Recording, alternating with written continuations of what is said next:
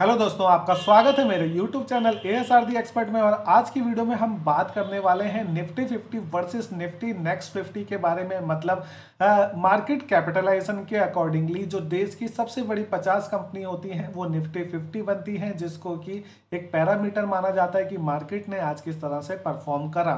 क्योंकि देश की जीडीपी को मोर और लेस सेम तरह से रिफ्लेक्ट करती हैं, तो इसको काफ़ी इंपॉर्टेंट इंडाइसिस माना जाता है। लेकिन काफ़ी लोगों की रुचि होती है कि इसके बाद जो नेक्स्ट 50 मतलब 51 से लेकर 100 तक के जो नंबर की जो कंपनी है, मतलब जो फ्यूचर में निफ्टी 50 का पार्ट बन सकती हैं, मतलब नेक्स्ट बिग थिंग, मतलब आने वाला सुपरस्टार जो होने वाला है, उसके ऊपर लोगों का बड़ा फोकस होता है। क्योंकि देखिए, जो छोटा है वही कल को बड़ा बनने वाला है।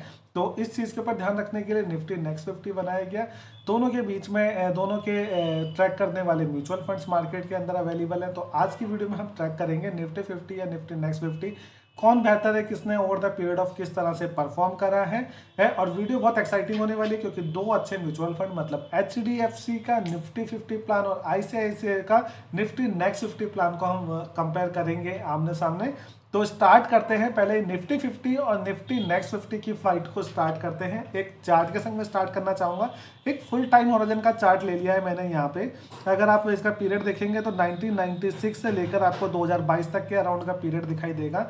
और इसमें आप देखेंगे ये निफ्टी 50 का चार्ट है, जहाँ पे मैंने कंपैरिजन लगाया है निफ्टी नेक्स्ट 50 के साथ में। अगर आप इसमें देख पाए तो जो ग्रीन कलर की लाइन आ रही है आपको डॉट ऊपर चल रही है, वो निफ्टी नेक्स्ट 50 है। अगर मैं इसको फुल टाइम होराइजन देखूं तो over the period of time, मतलब जो फुल टाइम है 96 से लेकर अभी तक, तो यहाँ पे आपको दिखाई देगा क्लियरली निफ्टी नेक्स्ट 50 ने बहुत अच्छी परफॉर्मेंस दी है। यहाँ पे 3318% का रिटर्न्स आपको दिया, जबकि 1600% के रिटर्न्स अराउंड आपको निफ्टी 50 ने भी दिए हैं।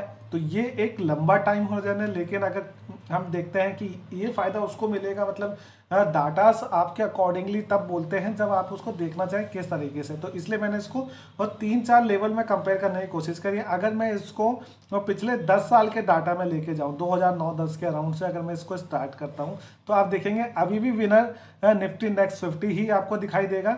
और लगभग मोर और लेस सेम तरीके की परफॉर्मेंस है। लेकिन यहाँ पे निफ्टी 50 ने कैचअप करा है इसको काफ़ी अच्छे से। जहाँ पे 1500-1600% के रिटर्न्स दिख रही थी, वहाँ पे 2200% के अराउंड की रिटर्न्स आपको आती हुई दिखाई दी है।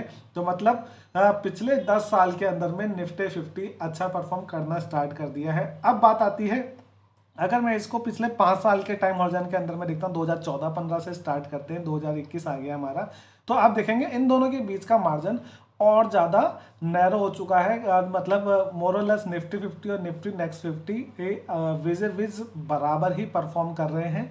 तो यहाँ पे आप चार्ट में देख सकते हैं इनके बीच का डेविएशन कम हो गया है। और अब अगर हम बात करते हैं पिछले 3 साल के अंदर में, 2017 से लेकर अभी तक के लिए, तो आपको दिखाई देगा निफ्टी 50 ने कैचअप करा है और थोड़ा ज़्यादा अच्छा परफॉर्म करा है निफ्टी नेक्स्ट 50 के अकॉर्डिंगली। लेकिन अगर आप इसको देखें तो निफ्टी नेक्स्ट 50 किसी भी पॉइंट ऑफ टाइम पर निफ्टी 50 से 19 नहीं मिलेगा, आपको लगभग 20 ही मिलेगा। तो ये एक चार्ट के अंदर आप इसकी मूवमेंट देख सकते हैं पिछले कुछ टाइम हॉरिजन के अंदर में, जब आपको दिखाई देगा। अब बात आती है कि निफ्टी 50 और निफ्टी नेक्स्ट 50 को अगर मैं लेके जाता हूं, तो आपने देखा कि निफ्टी 50 ने थोड़ा सा माइल्ड परफॉर्मेंस दी है कंपेरेटिवली टू निफ्टी नेक्स्ट 50। लेकिन हमारे को इसे कंपोजिशन को समझना पड़ेगा सेफ्टी साइड के लिए। क्योंकि देखो, अगर आप स्टैटिक्स के अंदर में जाते हैं ना, तो एक बोला जाता है कि नंबर्स तो बेचारे वो आम मुजरिम है जिनको पीट पाट के आप अपने अकॉर्डिंगली बुलवा सकते हैं, आप जो चीज़ बुलवाना चाहते हैं। तो मैं इस वीडियो को काफ़ी क्लियर आपके सोचने के अकॉर्डिंगली बनाना चाहता हूँ, ना कि मैं जिस तरह से नंबर को प्रेजेंट करना चाहता हूँ। मैंने आपको बिल्कुल साफ दिखाया कि अगर मैं एक चाहता तो एक सिंपल चार्ट दिखा सकता था पूरे 20 साल का, जहाँ पे दिखाई देता 20-25 साल का कि भाई निफ्टी नेक्स्ट 50 तो अल्टीमेट चीज़ है, आपको वो चूज़ करना। लेकिन आप डिफरेंट टाइम हॉरिजन में देखिए, क्योंकि आपने अब से इन्वेस्टमेंट शुरू करनी है आगे के लिए, तो आपको पता होना चाहिए कि कहाँ पे इन्वेस्टमेंट में है आपको फायदा है। अभी करंट में निफ्टी 50 ये बहुत अच्छा परफॉर्म कर रहा है। और देखिए, पिछले निफ्टी 50 का जो आपका कंपोजिशन होता है साल में 6 महीने में, मतलब हर 6 महीने के अंदर में इसका रिवीजन होता है और एक नई कंपनी एड ऑन होती है और एक कंपनी आउट होती है। अभी फरवरी में एक नया लिस्टिंग आने वाली है, मे बी गेल आउट हो, एवेन्यू सुपर मार्ट यहाँ पे एंटर कर जाए या फिर इन्फोएज एंटर कर जाए। तो ये देखने वाली कहानी है कि कौन सी निफ्टी 50 में एंटर कर सकते हैं, कौन सी उसमें से लीव आउट होकर निफ्टी नेक्स्ट 50 का पार्ट बन सकती है। तो यहाँ पे जो पास्ट परफॉर्मेंस है वो उन कंपनीज की है जो पहले इसके निफ्टी 50 के हिस्से होते थे, जैसे MTNL को अगर आप देखें और दूसरी काफ़ी कंपनीज हैं आप देख सकते हैं पुराने टाइम पे तो उन्होंने उनकी परफॉर्मेंस की वजह से भी असर पड़ता है। अब करंट में अगर मैं आपको लेके जाऊं तो सीधा आते हैं चार्ट के ऊपर में निफ्टी 50 के टॉप 10 जो कंपोनेंट है उनके ऊपर में बात करते हैं। तो मैंने यहाँ पे एक छोटा चार्ट लगाया, आप देख सकते हैं टॉप 10 कंपनीज में आपके पास में रिलायंस है, HDFC है, इन्फोसिस है, HDFC बैंक होम लोन वाली डिवीजन है, ICICI bank, TCS, Kotak Mahindra, Hindustan Unilever, ITC और लार्सन एंड टर्बो लिमिटेड। मतलब आप इस हिसाब से देखेंगे तो आपको सारे बिग नेम दिखेंगे, देश की सबसे बड़ी कंपनीज में आती हैं और इनकी होल्डिंग्स भी देखेंगे तो आपको दिखेगा काफ़ी स्ट्रॉन्ग होल्डिंग है। मतलब कहने के लिए निफ्टी 50 के अंदर में 50 कंपनी है, लेकिन इन टॉप 10 कंपनीज की जो वेटेज है वो 61.35% है। मतलब अगर ये 10 शेयर हिलते हैं तो निफ्टी पूरा ओवरऑल हिल जाता है। बाकी की कंपोनेंट काफ़ी सारे स्टॉक्स जो समझ लीजिए 40 स्टॉक है उनकी कंपोनेंट 40% के अराउंड भी नहीं है, तो पर स्टॉक की जो वेटेज है वो कईयों की तो 0% के अराउंड में आती है, तो उनके हिलने से निफ्टी में खास फर्क नहीं पड़ता। यहाँ पे मैंने स्पेसिफिकली PE पर स्टॉक की यहाँ पे आपको वो मेंशन करी है। अगर आप देखेंगे PE जो चल रही है 32, 27, 30, 29, 26, 28, 40, 78, 19 और 16 एक्सेप्ट हिंदुस्तान यूनिलीवर जो FMCG सेक्टर से आता है, जहाँ पे थोड़ी सी आप पाएंगे कि PE थोड़ी हायर साइड पे होती है। अदरवाइज आपको PE काफ़ी रीजनेबल साइड पे दिखाई देगी। तो काफ़ी रीजनेबल PE के अंदर में बड़ी large cap company, stable companies आपको दिखाई देंगी जो काफ़ी लंबे टाइम से निफ्टी में राज करके बैठी हुई हैं। तो यहाँ पे आपको एक अच्छी स्टेबिलिटी मिलती है। लेकिन अगर अब मैं निफ्टी नेक्स्ट 50 के अंदर में आपको लेके जाऊँ तो यहाँ पे 61% की वेटेज को कैटर करने के लिए मुझे 25 स्टॉक्स को आपके सामने लेके आना पड़ रहा है। तो इसके अंदर में अगर मैं आपको लेके जाऊँ टॉप 10 स्टॉक्स पहले देखते हैं। तो इसमें आते हैं आपके एवेन्यू सुपरमार्ट जिसकी 4.5% की वेटेज है, अदानी ग्रीन एनर्जी जिसकी 4.5% की वेटेज है, इन्फो एज लगभग 4% की वेटेज, टाटा कंज्यूमर प्रोडक्ट है, ICICI Lombard general insurance, Dabur, Godrej, बंधन बैंक, पीडीलाइट, ऑरबिंदो फार्मा। अगले 10 में आते हैं तो अगर आप यहाँ पे देखेंगे तो Lupin, Havells India, Indus Tower, Colgate Palmolive, Marico और Biocon, Motherson Sumi Systems, ICICI Prudential Life Insurance, Petronet LNG, Berger Paint और इसके अलावा लास्ट के जो 5 कंपनीज हैं वो हैं Ambuja cement, Indraprastha gas limited, united spirits, Piramal enterprise और एंटर ग्लोब एविएशन। सारी अच्छी बढ़ती हुई कंपनीज आपको यहाँ पे दिखाई देंगी। लेकिन यहाँ पे देखने की बात है किसी ने भी इतना सिग्निफिकेंट अपने इनका अगर मार्केट कैप की बात करते हैं तो दूसरे कंपेटिवली इतने ज़्यादा नहीं है कि कोई सिग्निफिकेंटली डोमिनेट कर सके ये निफ्टी नेक्स्ट 50 को। तो ये एक अच्छा कॉम्बिनेशन रहता है, हेल्दी कॉम्बिनेशन यहाँ पे कंपनीज के बीच में। हायर साइड में 4% है और आप देखेंगे जो लिस्ट 25th नंबर पे उसकी भी वेटेज लगभग 2% के अराउंड है। तो लगभग 2 से 3% की वेटेज के बीच में ज़्यादातर स्टॉक्स यहाँ पे रहते हैं। तो इक्वल वेटेज आप बोल सकते हैं यहाँ पे मोर और लेस मिली है। पर यहाँ पे एक चीज जो मुझे बहुत खराब लगी है, अगर आप उसको नोट करें, सारी कंपनीज की PE एक्सेप्शनली हाई है, मतलब बहुत ज़्यादा हाई है। मतलब ये कंपनी उतनी ज़्यादा बड़ी नहीं है, उतनी ज़्यादा रिटर्न्स आपको कमा के नहीं दे रही है आपके पैसे के बदले में, जिस हिसाब से इनके स्टॉक प्राइसेस ऊपर गए हैं, जिनकी वजह से इनकी मार्केट कैपिटलाइजेशन ऊपर गई है। एवेन्यू सुपरमार्ट 190 का PE, क्या ये जायज़ है किसी कंपनीज को देने के लिए? इन्फो एज 134 का PE, अदानी ग्रीन का तो PE नहीं है क्योंकि प्रॉफिट ही अर्न नहीं कर रही है ये कंपनी।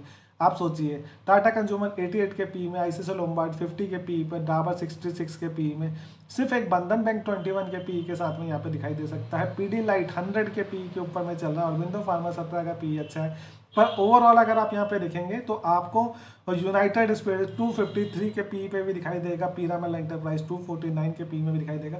तो PE साइड पे अगर आप देखते हैं प्राइस टू अर्निंग, मतलब ये कंपनीज काफ़ी महंगी हैं जिस हिसाब से इनको प्राइसिंग मिल रही है।